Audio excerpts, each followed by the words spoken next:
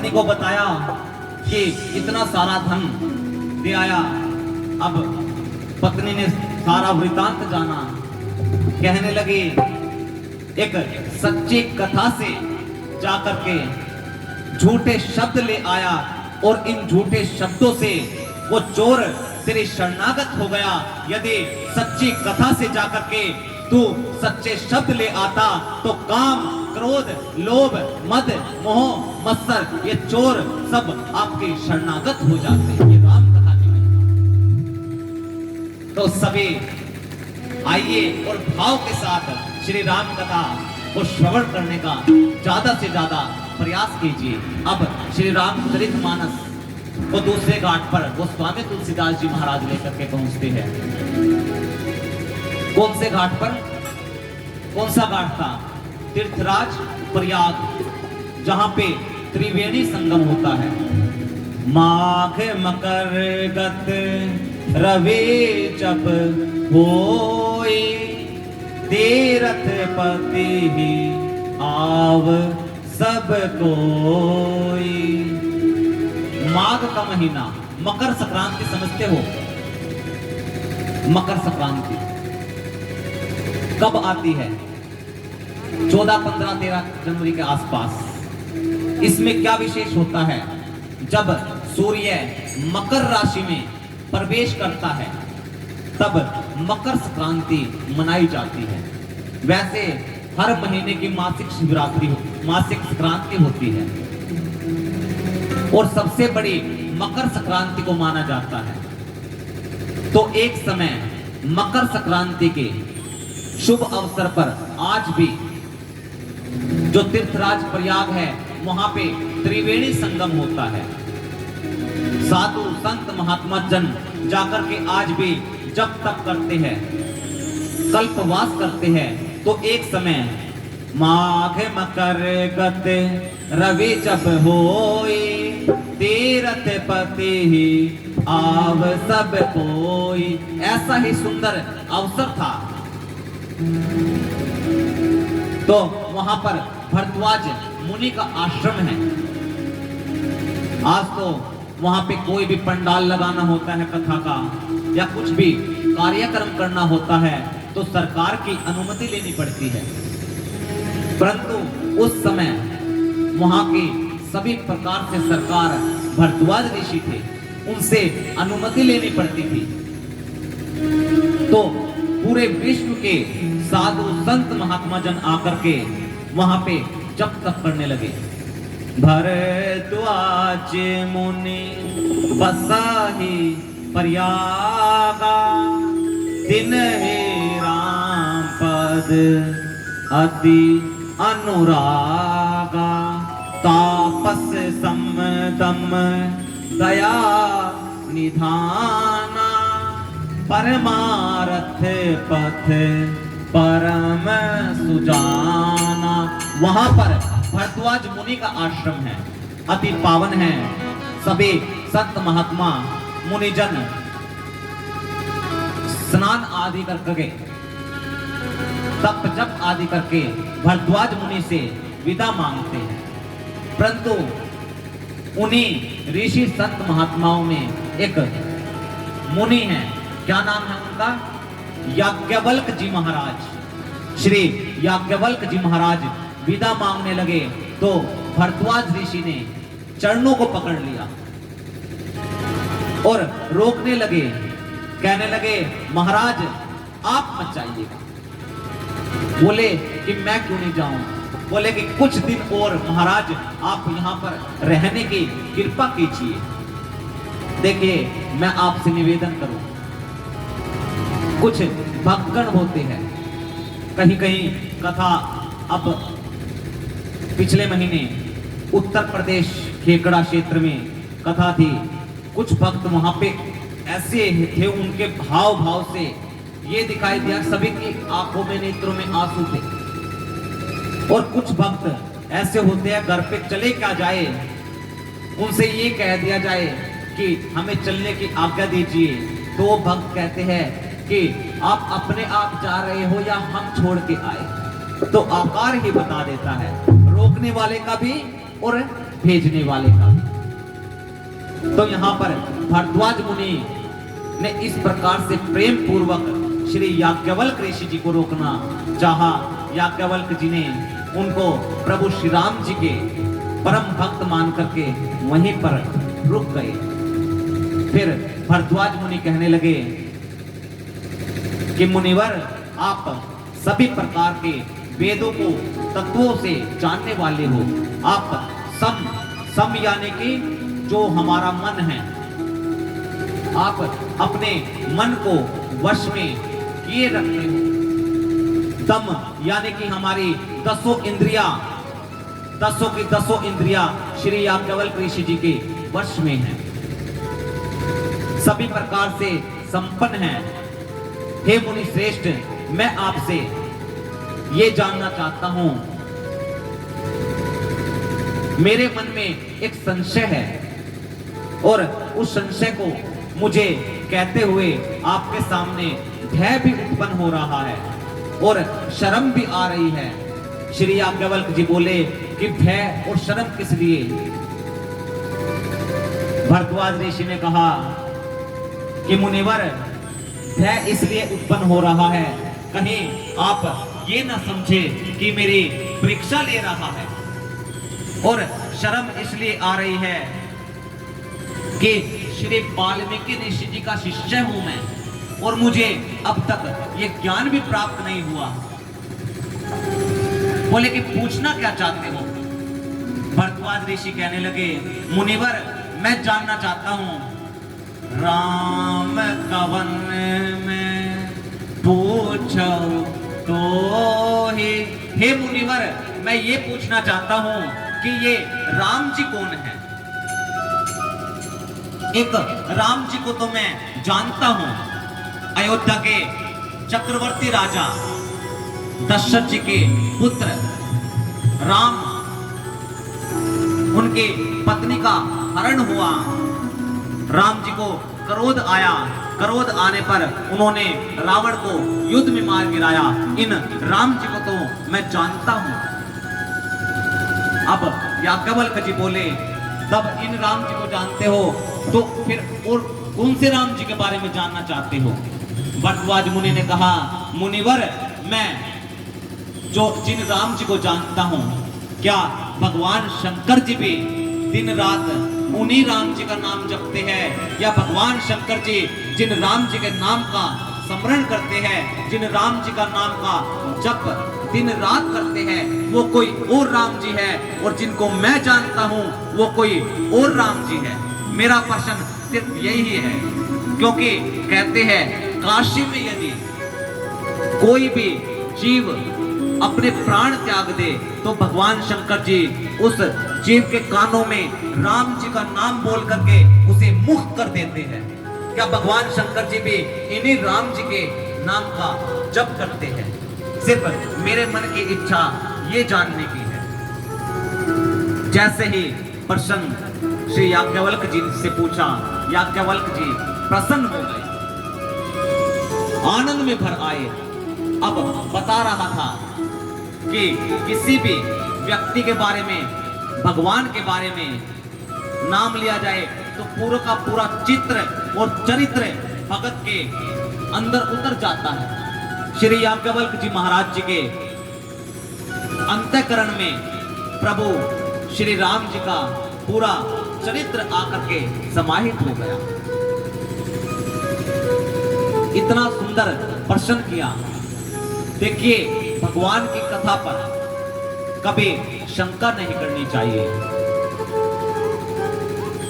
शंका कदापि नहीं करनी चाहिए। आगे कल हम जब शिव पार्वती विवाह की कथा को श्रवण करेंगे, उसमें सबसे पहले शिव सती का चरित्र आता है। बड़ा ही सुंदर अद्भुत चरित्र है, बहुत ज्ञानवर्धक बातें हैं। ये राम कथा की जो गंगा है, ये हमारे अंतःकरण, हमारे अंदर तक समा जाती है। सदैव इस बात का आप चिंतन में कीजिएगा, चिंतन में रखिएगा कि हम जिन राम जी के नाम का गुणगान कर रहे हैं, अगर श्री राम जी के स्वरूप को निहारे ना तो साधु संत मुनिजनों ने राम जी के नाम को बड़ा बताया। राम जी से, राम जी का नाम राम जी से भी बड़ा बताया। जप करते रहिएगा। ये राम जी का जो नाम है ये आपको भव सागर से पार लगा देगा। हो गए भव से पार लेकर नाम तेरा, हम हो गए भव से पार, हम हो गए भव से पार लेकर नाम तेरा।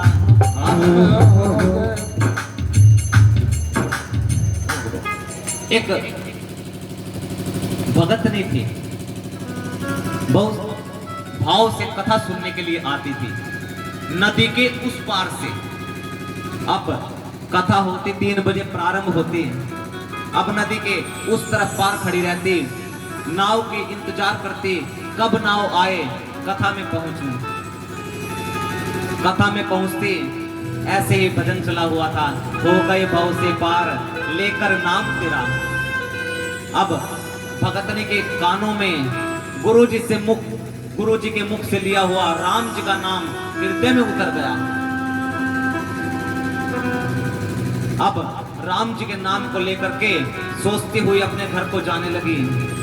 मन में सोचने लगी कि गुरु जी ने तो आज मुझे राम नाम का गुरु मंत्र प्रदान कर दिया, जिसका नाम लेने से भव सागर से पार हो जाते हैं, और मैं तो केवल नाव से नदी को पार करके आती हूँ।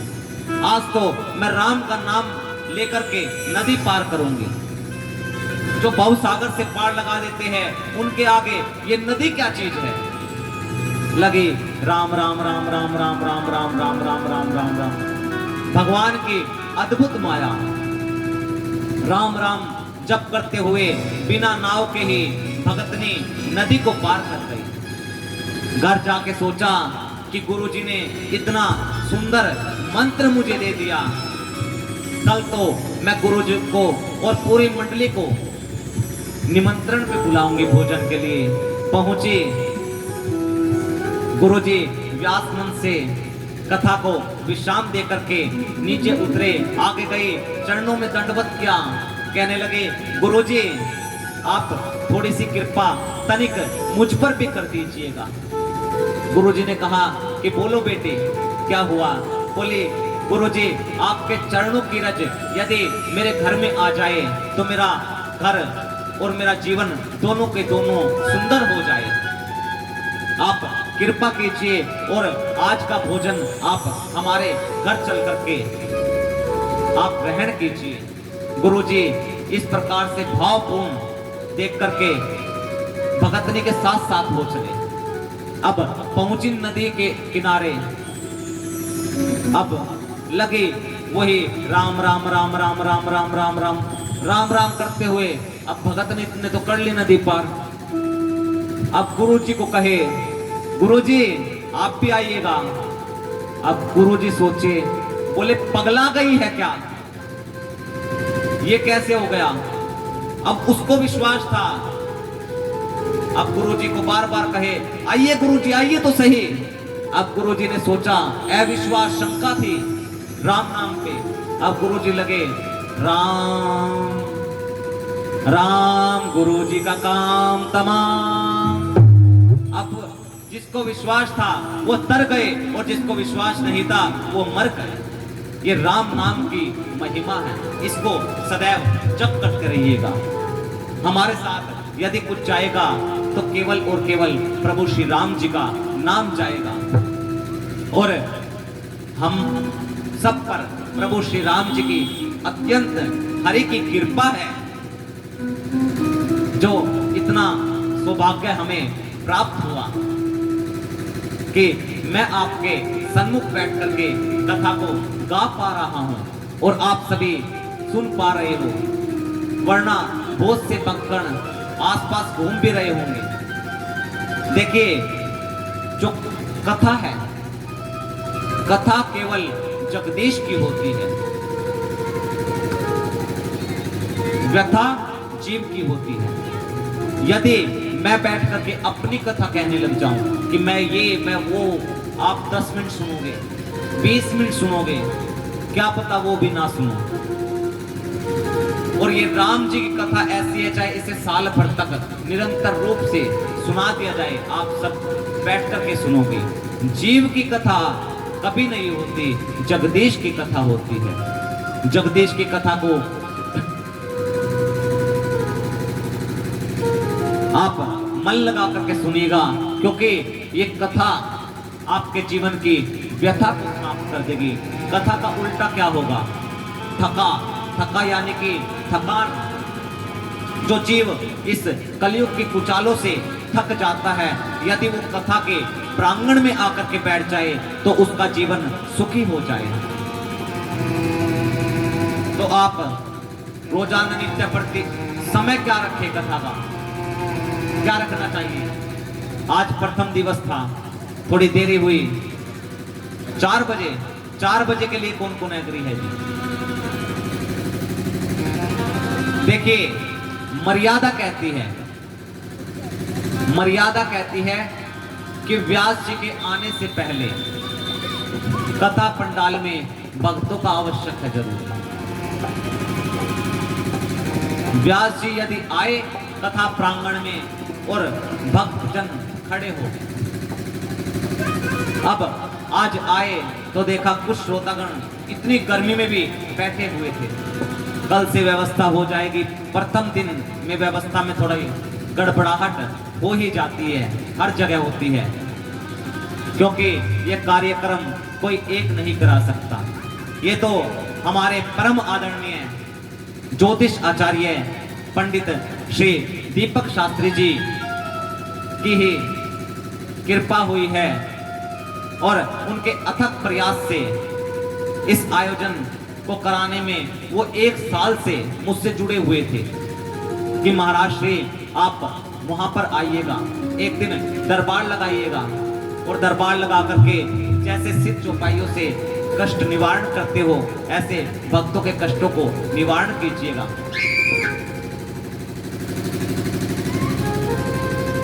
ये परम पिता परमेश्वर करने वाले हैं, हम कुछ नहीं कर सकते। हम केवल और केवल प्रयास कर सकते हैं, मार्गदर्शक बनकर के मार्ग का दर्शन करा सकते हैं।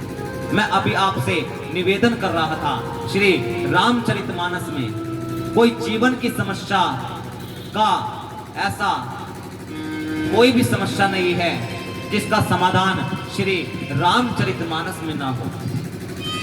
मैं व्यासपीठ पर बैठ करके ये प्रभु श्री राम जी को सन्मुख रख करके, आप सभी श्रोताओं को सन्मुख रख करके मैं ये कहता हूं कि जीव की जो व्यथा है सभी मनोकामनाओं को पूर्ण कर देती है।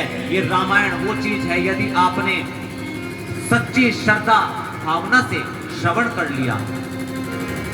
अगर आप भी उन भगतने की तरह, उन सोने वाले भगतों की तरह आइए बैठिए सोइए, आइए बैठिए जाइए, तो कुछ भी पल्ले पड़ने वाला नहीं। यदि आपको कथा के बारे में कुछ भी विस्तार से आपको कुछ विशेष प्रसंग का भी अवसर दिया परम पिता परमेश्वर ने, तो अवसर करेंगे 9 दिन की कथा, जिसमें कि आप सभी को विस्तार पूर्वक कथा को श्रवण कराया जाए। आज बड़े ही सूक्ष्म रूप से हमने श्री राम कथा की महिमा आप सभी को श्रवण कराई। कल से हम दूसरे घाट, कहां पहुंचे हम आज? कहां पर? दूसरे घाट। वक्ता कौन है यहाँ के? श्री याज्ञवल्क्य जी। और श्रोता कौन है? भरद्वाज मुनि। क्या पूछा है भरद्वाज मुनि ने? हे मुनि श्रेष्ठ, ये राम जी कौन है? एक राम जी को तो मैं जानता हूं, अयोध्या के चक्रवर्ती राजा दशरथ जी के पुत्र राम, उनकी पत्नी सीता वनवास के समय उनकी पत्नी का हरण हो गया। और उसके उपरांत रावण से युद्ध हुआ और रावण को मार दिया। इन राम जी को तो मैं जानता हूं। श्री याज्ञवल्क्य जी कहने लगे कि इन राम जी को जानते हो तो फिर मुझसे कौन से राम जी के बारे में जानना चाहते हो? भरद्वाज मुनि ने कहा कि मैं उन राम जी के बारे में जानना चाहता हूं जिनको भगवान शंकर जी भी जप करते हैं। क्या जिन राम जी को मैं जानता हूं, क्या भगवान शंकर जी भी उन्हीं राम जी को जानते हैं, उन्हीं राम जी के नाम का जप करते हैं, या भगवान शंकर जी जिनका जप करते हैं वो कोई और राम जी है? बस मेरे मन का यही प्रश्न है। ये प्रश्न मैं भी आपको कल ही श्रवण कराऊंगा। इसका उत्तर आज की कथा, राम कथा की महिमा, यहीं पर हम सब विश्राम देते हैं। कथा विसर्जन आज की प्रभु शंभुनाथ हनुमान, राम लखन श्री जानकी सदा करे कल्याण।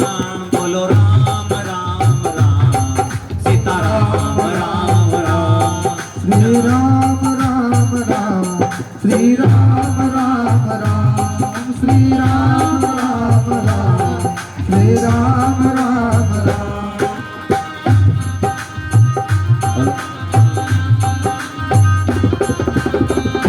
बोले श्यावर रामचंद्र भगवान की जय। जय हो। लाइव वाले दिया।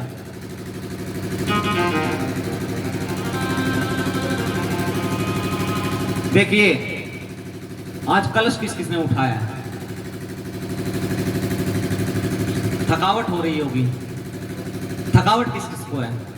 आप तो बड़े ही रसिक श्रोता हो, थकावट नहीं होती? थकावट नहीं है। चलो अगर थकान भी होगी थोड़ी बहुत भी थकान होगी आपको, तो वो आपकी थकान इस कथा में आने से मिट गई होगी। ये कथा ही जीवन की थकान मिटाने के लिए है। मैं बार बार आपसे यही निवेदन करता हूं। देखिए बड़े ही विचित्र होते हैं दानी लोग, बिना दान के, बिना पैसों के